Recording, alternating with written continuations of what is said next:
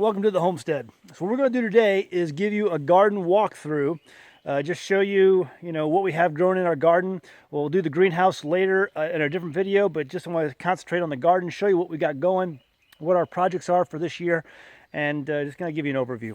So here's our garden as it is right now. You may notice in the background noise there's a radio on. That radio is on so that we can deter deer from around this area, and it works pretty well. We keep it on the station NPR because it's got a pretty good variety of talk and music and different types of music, so it's never the same thing over and over again.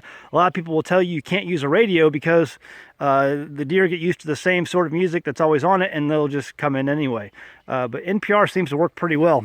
One guy's like, you're going to turn all your deer into liberals. Well, we're going to shoot them anyway, so it doesn't matter. Anyway, let's start over here. These are our blackberries. This is a different variety, and it's already, you can see, they're coming in. They're flowering. This is the variety we planted last year. It goes all the way down the line there, and it's doing really well, and it's already putting out the buds that are going to produce the berries coming up this year. So we started this last year, and if you remember that video, I'll post it up at the top of the screen real quick. But as the shoots grow on your blackberries that you put on, you go ahead, let it grow, a few feet, and then pinch the end off of the vine. And then what that does to the plant is it tells the plant to put out new shoots. And so you're constantly putting out all kinds of new shoots with your vine, and at the same time as they're growing, you're interweaving them with the cattle panels that you see here. And so, yeah, there's lots of buds on these things that are going to produce lots of blackberries. These are gigantic blackberries. They're a thornless variety. A friend of ours gave us these, and so we went ahead and put them all along here, and they're doing really well. This area here got kind of sparse at one point, but still producing a lot of berries, and they'll produce new vines this year. And we'll take those vines that it produces, pinch the ends off when it gets to a certain length, and then continue to interweave those throughout the cattle panels. So they're doing really well. And then we have a new set. We have some new vines, and that's what this new cattle panel is here for. So every year, some of those vines go into the ground and they root themselves. So you can take those roots, dig them up, and then plant them and expand your vineyard a little bit. And so that's what we've done there. We're going to continue to expand this on. These are plum trees. These plum trees did horribly last year. I pruned them back, and a late frost went and destroyed most of the blooms, and so there was just not many plums on them. So hopefully this year there'll be some more plums. If they just fail to produce this year again, I'm probably going to cut these down, but we'll give it one more year and see how it goes. Right here, this is our pumpkin patch. It's a pumpkin squash plant. A friend of ours, Travis Huey from South Carolina, came and actually his children came and gave us some pumpkin squash, and we took the seeds and planted those last year, had great success with them, produced a lot of pumpkin squash. There's these very large squash-looking pumpkins, taste great, and they grew really well out here. So we expanded this a little bit this year. I've put the seeds in the ground. They're in the ground, and they just come up on their own. And what they do is they choke out the grass. So what I do is I basically tear up the ground a good amount here, and the plants will expand and just end up taking over and choking out that grass. And what Jamie does, we harvest these once they get big enough and ready to harvest. Jamie brings them in, and she cuts them up, and then she cans them. And so anytime we want this pumpkin squash, it makes great pies, makes all kinds of great fruit. It's just a great product to have in your garden. She will can it. So we're going to put that all in this patch right here. Pretty big patch. This box, we're not really doing anything with it this year. It's just kind of sitting there. I haven't decided what I'm going to do with it, if anything, this year. I'm kind of letting it go. Over here is corn. That's going to be corn. We had corn there last year. I put some more rabbit manure down and put newspaper down and then put wood chips on it to keep the weeds down. And we're going to grow corn there this year, sweet corn. And those seeds are already in the ground. Just put those in the ground the other day. That's a peach tree, doing really well. Had some fruit on it. It's going to be a few more years before we can harvest on it. Just to let the tree grow. But it's doing real well. Over here, these are the sunchokes. We've done videos on this before. There's some sunchokes, Jerusalem artichokes, what they're otherwise called. They're basically a root vegetable like a potato. All kinds of great stuff with those. If you want to know more about that, I'll put a link at the top of the screen, and you can learn all about why this is the most perfect survival food that you can have in your garden. It's invasive. It will try to escape the box at certain times, but it's a food producer that will never stop producing for you, ever. It's going to be there forever. Once you put it somewhere, you're never going to get rid of it, and it's always going to produce food for you. A lot of food, actually. So there's a lot of food underneath all this. Let's see, over here, all those are our new sunflowers coming up this year. Those are all mammoth sunflowers, and they're going to produce a lot of sunflower seeds for us to eat on. I love eating sunflower seeds. This is a potato box. Half of it's a potato box. I planted some potatoes in here. They're just now coming up. And I've got some other things in here, some other root vegetables I'm putting in with that. And but that's mostly some potatoes over here. And I put some potatoes in this box, which aren't coming up yet. Some are coming up on this one, but these are all potato boxes. Over there you see our underground water. So there's our outhouse, and those are all water tanks. And those water tanks collect rainwater from the top of the outhouse building, and we have an underground line that we buried, and it comes out there, and we use it to water our garden. So we have plenty of water, even in times, I mean, that's about 1,000 gallons worth of water over there that we can utilize if a drought comes. We're always going to have water for our garden. Let's see. Over here you have pepper plants. Those are pepper plants coming up. I have some more I need to plant in the next couple of days. This is all garlic over there. Garlic. Most of our onions are in the greenhouse. We'll talk about that in another video. This is a lettuce box. Now you'll notice there's something else growing in these lettuce box. This is a raspberry plant, which we'll talk about there in a second. But it came up in the box. The roots for that just kind of propagate, and they come up in different places, and that's how it spreads. But I'm going to move this box next year after I'm done. But even tonight, I think Jamie, we're going to harvest some of this and eat a salad tonight. But this is just producing really good amount of lettuce that we're going to enjoy. This is the raspberry plant. This raspberry plant is one of my favorite plants in the whole garden. Let me explain why. This was also given to me by Travis Huey over at myaquafarm.com, and you can see it's already producing raspberries. This is going to be ready to eat pretty soon. So these are already coming in, and I'm telling you guys, this plant produced fruit almost all year round. Well, not all year round, but from basically summer all the way into late fall, this was still producing berries. I was eating on this. I mean, it's not like blackberries where you're going to be able to harvest and eat these things for a 2-week period, and then they're going to go dormant. No. This thing keeps putting berries off until late in the fall. I mean, you start eating, I mean, it's what, May right now, early May, and you can see it's got berries on it.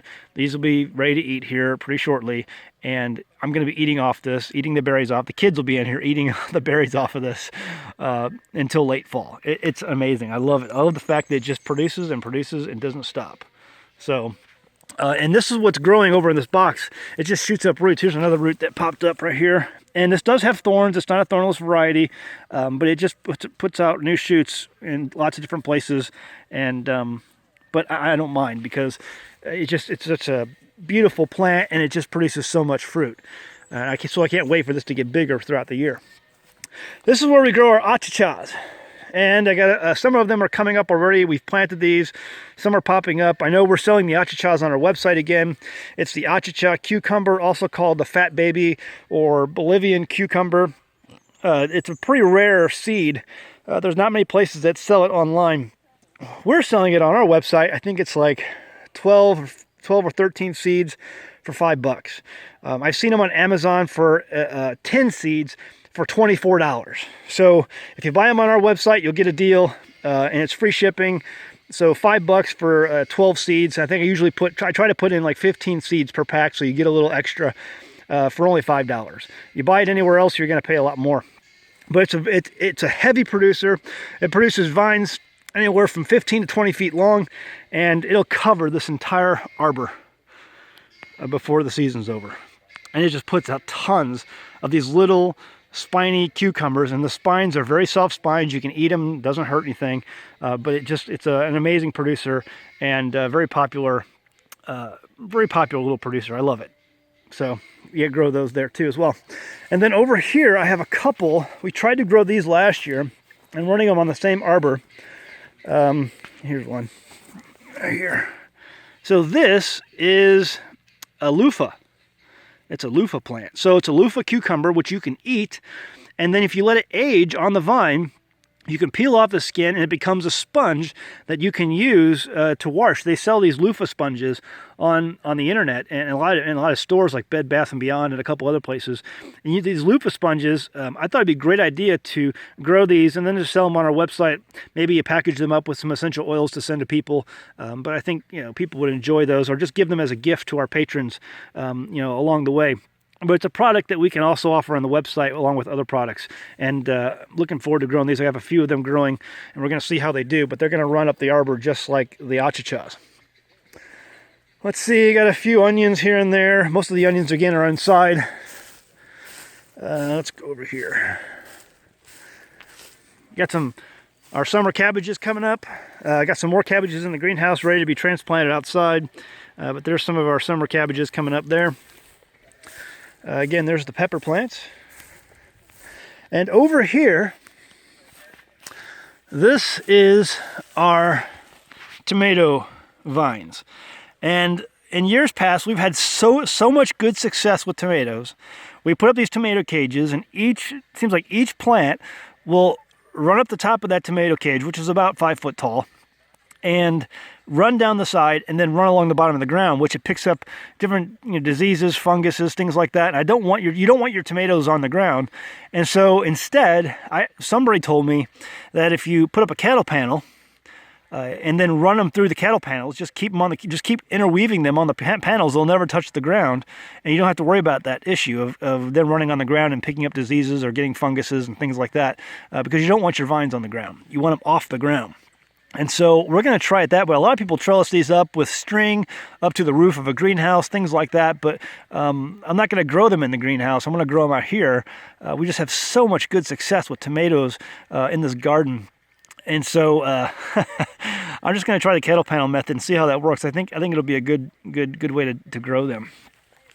Over here, this is, there's just now some sprouts coming up with some seeds we planted. This is going to be cucumbers, regular pickling cucumbers. We grow pickles every year.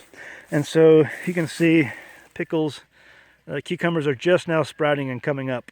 And so we got a whole cattle panel length full of those as well.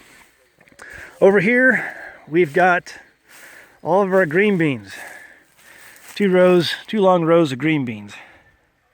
And so we love our green beans, and these are bush beans. We like the bush bean variety. They do very well. We tried the pole beans, and Jamie just did not like how stringy they ended up being. Even after you canned them, they just were very stringy. And so the bush beans turn out a lot better, and no strings attached. And so we're just going to go with the bush bean. We like this bush bean variety. It's a variety offered by Baker Creek Heirloom Seed. Most of the plants we have here are Baker Creek of origin. And so that's really our garden right now. That's what we've got going. We've got some other things going. Right about here is where a lot of our okra will come up. And so we'll have okra right here. Good sized patch of okra. Plus we'll have some okra in the greenhouse as well that we'll show you at another time. So that is really our garden. Everything is growing pretty well here. Had some good rains. Probably could use some more rain. But it's producing for us. So we're having some good success with it. And we really enjoy gardening. There's a good number of channels that I've learned a lot of gardening from.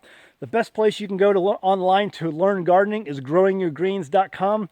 John Kohler does a magnificent job of giving you the ins and outs of getting your soil ready to get the most production out of it.